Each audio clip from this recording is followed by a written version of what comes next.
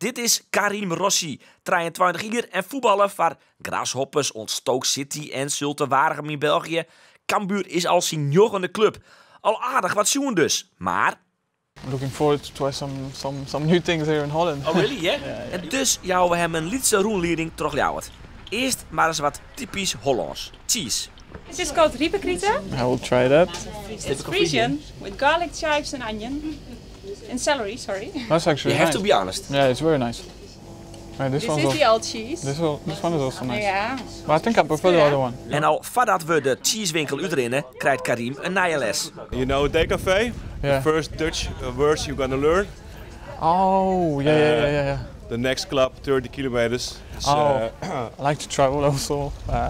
I have the chance to do it while playing football, so it's not bad.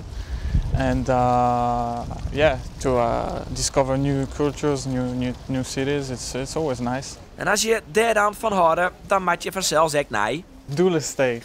And when you want to go out, you have to be here. This is the place to go out. Okay. Rossi had een Marokkaanse heid. Zijn omke, Youssef, speelde zelfs op het wereldkampioenschap in 98 tegen onder andere Ronaldo.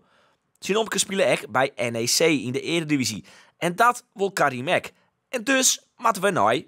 Olderhoven, okay. It's not really straight, yeah, I noticed that, yeah, that's pretty cool. I've heard about it. I know that if we have something to celebrate, like a promotion or something, I know we're going to celebrate here, but yeah, it looks good. Dat besluit, ja, we kennen er vanzelfs net onderuit. Souterhigh, never heard of that, no.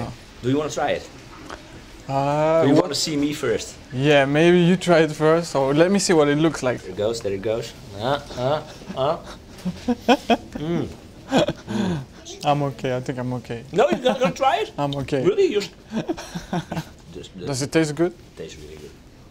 Well, I trust you. I will try maybe next time.